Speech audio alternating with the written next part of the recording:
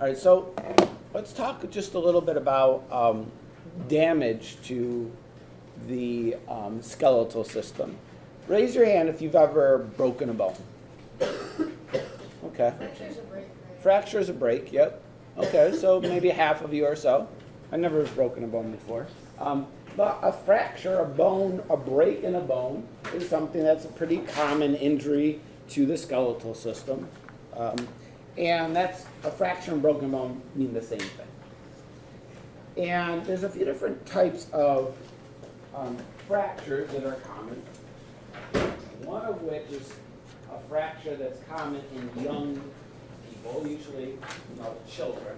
It's called a green stick fracture. Okay? Has anyone ever had this? I don't know if you've heard that term. But it's called that, like if you imagine like you have a branch from a tree, like a living tree, if you try and break it, it doesn't just snap in half, right? It breaks, but what's it like? It's like flexible and it doesn't separate completely. Like there's still strands of the branch like holding it together. Well, that's sort of what happens in this green stick fracture. Because in children, the bones haven't fully calcified. They're not like hard, so they're less brittle than adult bones. And so a break sometimes doesn't cleanly break. It's the fracture is still held together by parts of the tissue, by fragments. So that's what a green stick fracture is. Which bone has been fractured in this person? Tibia. Yeah, their tibia. Okay. This is showing another fracture. This is just called a simple fracture. It's a clean break. What bone has been fractured here? That's a femur. It's kind of a little bit hard to see, but you can see the upper part of the femur is broken about midway down, and it's not in alignment anymore. So this would be a break. That would be very painful. Like your femur is the largest bone in your body. It would be really painful to fracture a femur. It also takes a lot of force. For a person to break their femur, takes significant sort of What would you have to do? impact. An accident, like a motor vehicle accident, or a really bad, bike crash or something like that. You might fracture if you smashed against a tree or something. You could fracture your femur. But again, be really painful. So in this case, the bones are no longer in alignment, the two parts that were fractured. Okay, and so when this person that had this fracture, they got an X-ray. The doctor saw obviously it's fractured. What would they have to do? What would the treatment be from after that? Well, if they took this and casted it, it would probably heal together. But what would happen? John? It would be out of alignment. It'd be out of alignment, and the person's right leg would probably be shorter than their left leg. Okay, they'd always probably walk with a limp, might have other problems. So before they actually cast this, what do they do, Javon? I think you said it a minute ago. Put it back in place? Yeah, they have to get it. If you ever heard of them setting the bone, basically means they have to realign the bone, and then they can cast it. So, the way they do this usually is the doctor just manually, with their hands, will try and put the bone back in place. If it was a really bad fracture, they might have to do surgery to realign it. Sometimes if a bone's been broken in several places, do you know what they do? Amputate? No. They use metal hardware, pins and rods to kind of stabilize all the bones and hold them in place while the bone heals. Because bone heals really well. And with the area that heals will be just as strong as it was before, but it has to be held in place while the bone is healing. And so that's why they might use, pins and rods and screws, and it's why they cast it. They cast a broken bone so that the pieces don't move anymore and they can heal in alignment. There are times when a person can have a compound fracture, which is a pretty gory kind of thing. It's when they break their bone, but it also breaks through the skin and the bone is exposed. Yeah, that's still there. So if you remember, you guys are getting to the point where you might not remember. There's a basketball player that Kevin Ware, and I don't know what year it was. It's going on 4 or 5 or 6 years. So he had a compound fracture of his tibia, I think. happened right on the basketball court during the NCAA tournament. And it happened live on, people saw it on TV, it was really gross, and his teammates are on the bench, and you could see them, they're all like really freaked out because it's really painful and it's gory and kind of gross. I think there's a picture in here of that, so if you don't like that kind of stuff, you don't have to look at it, but I'll show you just so you can see. Maybe it's not in there. Oh yeah, there it is. So if you want me to tell you what's happened here. So here's his femur, right? Here's his. His leg looks like a box. So here's his, yes. Here's his lower leg bones, his tibia and fibula. This should not be bent here. This is the bone. That's his tibia that's sticking out. Because it's not Okay. his leg. So here's his, that's not his knee. Okay, that's his shin. This should be straight ahead. That's his knee. So again, he had that fracture, really gross. So that's what that looks like. Wait, how did it happen again? I think he just, it was some fluke sort of thing. I think he jumped and he landed sort of strangely. And Did now, he land on the other guy's foot? I don't think he did. And in a case like that, it could be that there was some like underlying weakness in the bone there, and it just happened to break then. I don't believe, there wasn't like a big collision or something really weird happened. It was kind of a strange injury, I Should think. look it up. Yeah, I don't really like to watch it. That was a wonderful. All right, I'm just going past this. No. Yes. No. There's the video. Oh, the UFC one's nasty. Yeah, so they're all nasty. I don't really like showing Come those. on. You could seek them out. You shouldn't seek them out anyway. It's not nice to see people's injuries. So once a bone is broken, like I said, when a bone is broken, bone is living tissue. It has blood vessels in it, has nerves in it. Okay, and so when the injury begins, first happens. Okay, what you have is you have bleeding because there's blood vessels in the bone. Okay, and there's damage to actual bone tissue. Okay. Once it's set and starts to heal, what happens is new blood vessels sort of reconnect in that bone. New bone tissue starts to fill in the gap. It starts as a more flexible called spongy bone. It's not as dense, okay, but it just sort of reconnects the pieces of the fracture. And then over time, over a period of 4 to 6 weeks or 8 weeks, the bone starts to fill in, okay, and it gets replaced with more compact, more dense bone. Okay, eventually it completely heals with this compact bone, and it's just as strong as it was before.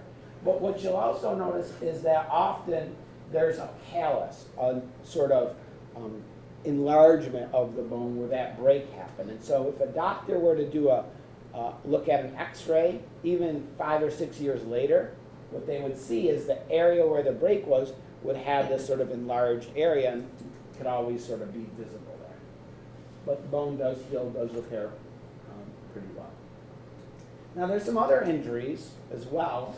A dislocation. Has anyone dislocated a joint? Okay. Which joint, Julie? Shoulder. Your shoulder? Shoulder? Shoulder? Okay, shoulders are common ones. And was it in sports? Yeah. Sports, Joe? Oh, I got it stuck somewhere. Okay. Sports, John? All right, so dislocation is different than a break. So, can you break your ankle?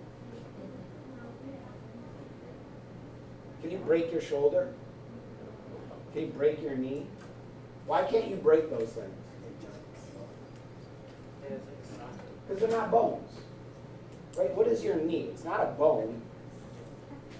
It's a joint. Okay? You could break your femur. You could break your tibia, your fibula. Those are bones. You can't break a joint. People say it sort of mistakenly that you broke your ankle, but really you didn't break your ankle. You broke some of the bones that are part of your ankle joint. Dislocation, thank you. A dislocation is when a joint, the bones are taken out of their normal position. Okay? So here's an example of a dislocated joint. Does anyone know which joint this is that's been dislocated? Elbow. It's an elbow. Okay? Which bone is this?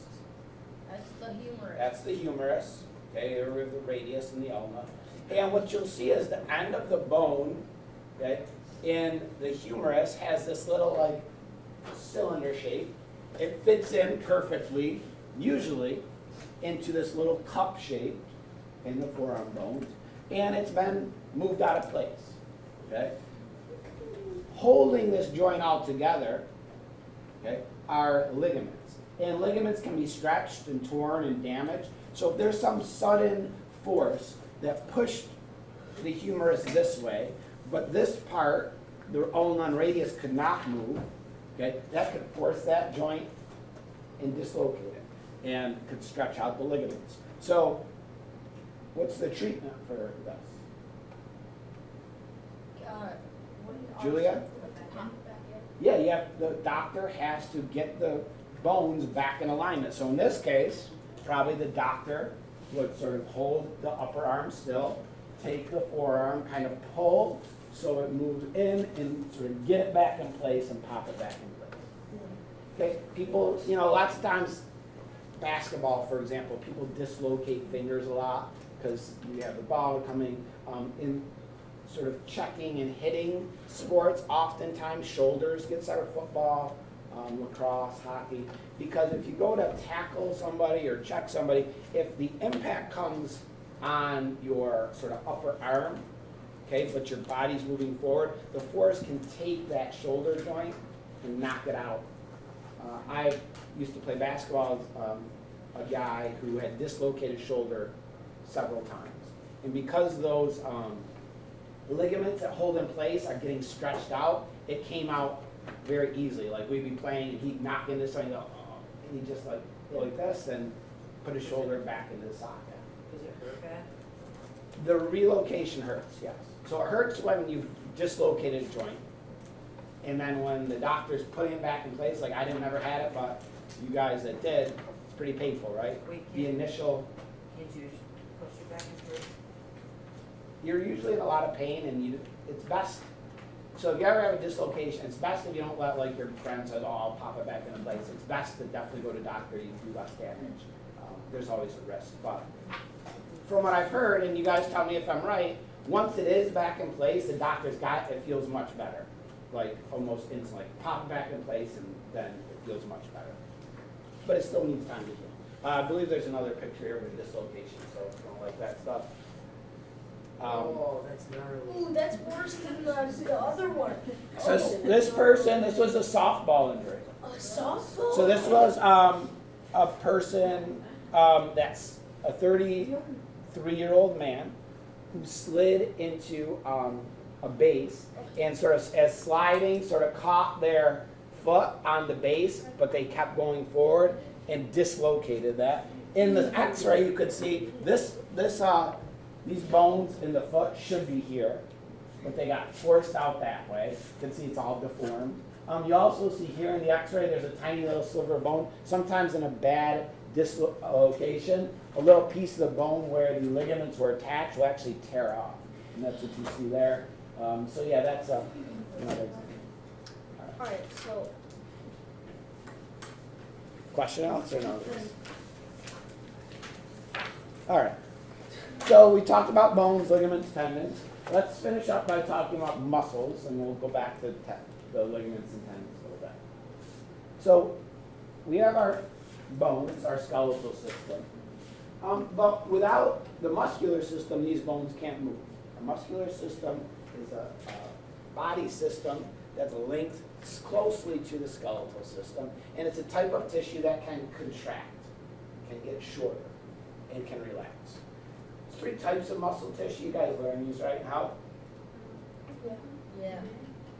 What's one type? Who can name a type of muscle tissue? Alex? Cardiac? Smooth? And then? Skeletal. Skeletal muscle is probably what you mostly think of if you're thinking about muscle. Okay. These are the muscles that attach to our bones. These are the muscles that are under voluntary control, that we control, that move our body around. That's skeletal muscle. Cardiac muscle is a special type of muscle. Where do you find it? like your heart. Only in the heart.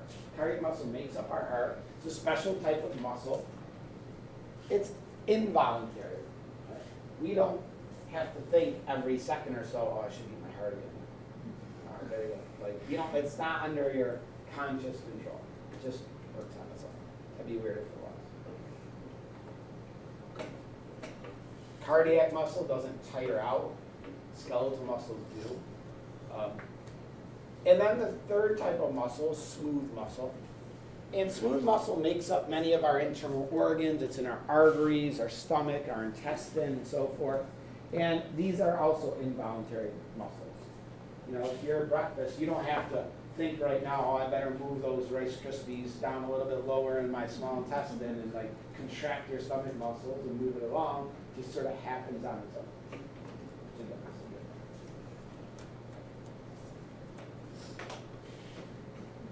Oh my God. Who's that guy? That's, you don't recognize him? Serious? Mr. Curry when he was much younger, when he used to work out. Obviously, he hasn't worked out in a while. But yeah. So we have, there's 600 muscles, over 600 muscles in the human body. And an interesting thing about muscles is they can pull on a bone, Not push. but they can't push. And so muscles usually come in pairs to move a joint. And a good way to imagine this is in your biceps and tricep muscles. If you think about your arm, okay, so if you hold your arm out like this, okay, your muscles are relaxed. And to pull your hand up towards your head, what happens is your bicep muscle, so your bicep muscle is here, okay, it attaches to the bones in your forearm. And when you're going to pull your hand up towards your face, you feel your bicep muscle. As you pull it up, what do you feel happening? It's like getting tighter. It's sort of getting smaller but higher. That's why if you like you're flexing your bicep, that's what you do. Okay? Your bicep muscle contracts and it's pulling on these bones in your forearm and it pulls them up. But now, once you're in this position, like your bicep muscle can't push your hand back down. It's stuck, it's contracted. So how's my hand going to get back down? Tricep. And now I have my tricep muscle underneath. So right now, my tricep muscle is relaxed. Okay, it's elongated. When I'm going to put my hand back down, you can feel it again, your tricep. Your tricep contracts. That's attached to your forearm bones and it pulls them back down. So their bicep and tricep muscles work in opposition to each other. One pulls up, one puts it back down. Okay, called a flexor and extensor. Same thing in your legs, for example. You have your quadricep and your hamstrings. Okay, they do the same thing. Okay, move your at your knee joint in both ways. Alex? What about your gluteus maximus? Yeah, so I mean, it's not, so your bicep and tricep are pretty simple in that one pulls up, one goes down. But like your legs, okay, including your glutes and the muscles in your hips and your quads and hamstrings, they're much more complex because you need a range of motion, right? You take a lot of different muscles to rotate things in multiple planes, so it's a little more complex than what I made it sound with the bicep and tricep, but same principles. So exercising can change muscles. As you exercise, if you go to the gym and you lift weights, you bench press, what you're doing is you are sort of stressing your muscles. You're attempting to exert a force to lift a weight, and if you lift a weight several times, your muscles start to tire out. And what you really are doing is doing tiny amounts of damage to the muscle.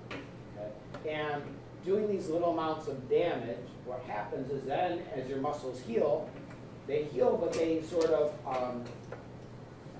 adapt to that load you're putting them under. And when they heal, they grow back a little bit stronger, okay? A little bit larger.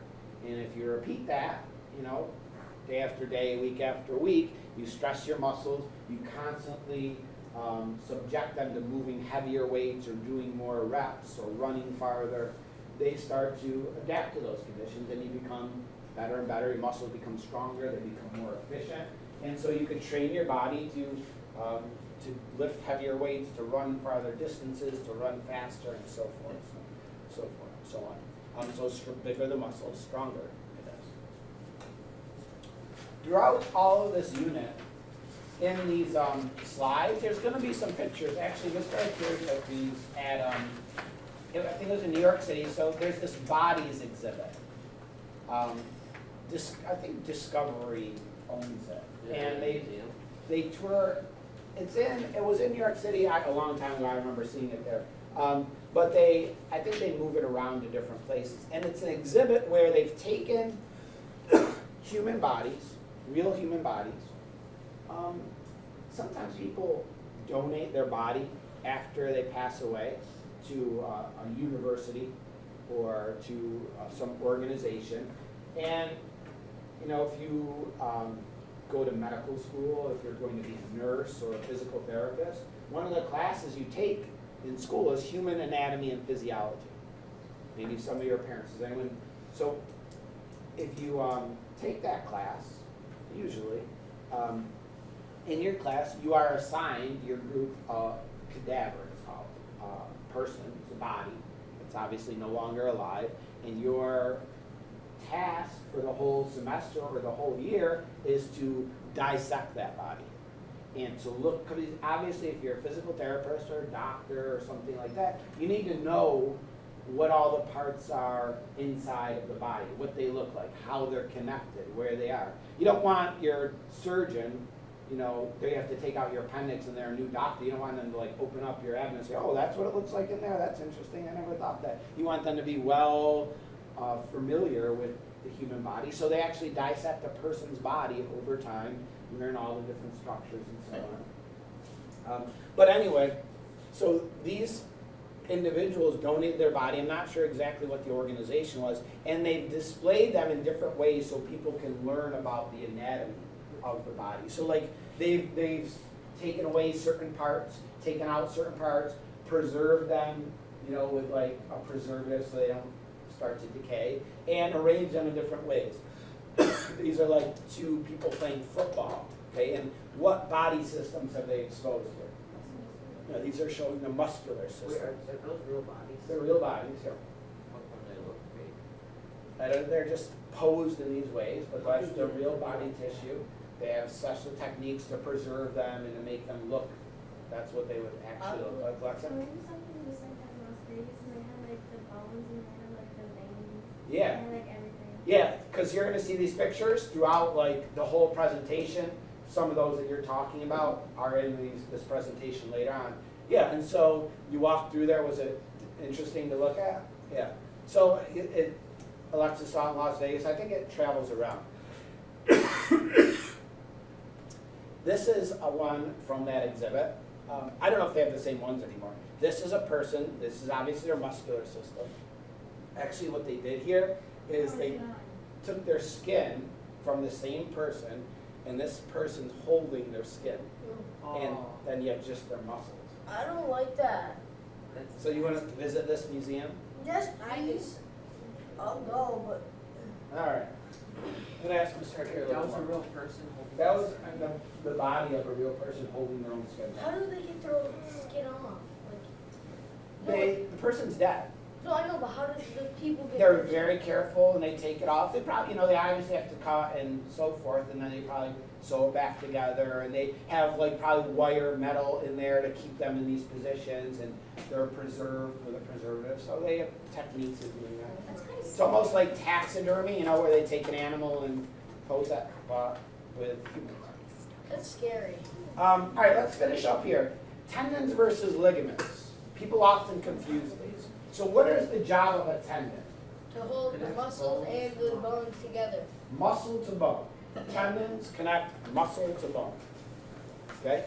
Because each end of a muscle has to attach to a bone to pull it. And it's not the muscle itself that attaches to the bone. Muscle sort of turns into a tendon. This is your bicep. And you can feel this. Like if you take your arm straight and just like bend it a little bit, in your elbow you feel this like thing. It feels almost like a bone. That's not a bone. It's really hard and tough.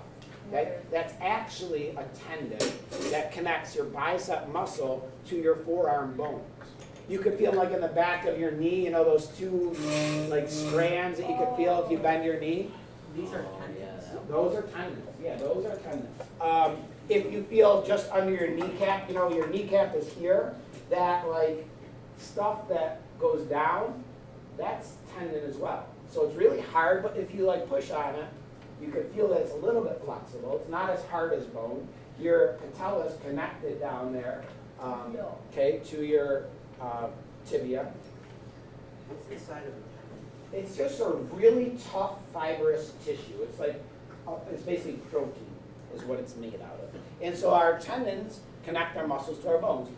Your Achilles tendon, you can feel just above the back of your shoe, okay? That connects your calf muscle to the bones in your heel. You can feel it's really hard and strong. You can feel it moving as you point your toe downward. Those are tendons. There's your Achilles tendon. Okay, again, this is the calf muscle, turns into the Achilles tendon, and that's what actually attaches to the bone. I think there's a picture in here if you don't like that stuff. So this is a doctor doing surgery. So this is a person's, that's the back of their heel, okay? And it's been cut open, and what the doctor is actually holding on to, this white thing, it's not a bone. That's their Achilles tendon. This person probably, their Achilles tendon tore away from their heel. That can happen sometimes. And the doctor's probably going to reattach the tendon back to their heel so that they can move. Is it like stretchy? It's not stretchy. It's like very thick Is and it like fibrous. rope? Is it what? Is it like the rope? I guess, kind of. And so they're reattaching that. The ligaments, however, ligaments are for connecting bone to bone. Ligaments hold our joints together. Okay? And so your shoulder, your humerus is held into your shoulder socket. There are these ligaments that kind of wrap up there and keep it in place. Because if they weren't kept keeping in place, it would just come out of the socket. Okay? Your ankle have all of these ligaments that keep all the bones in alignment. Okay? If you sprain your ankle, what's happening? This is You watch it?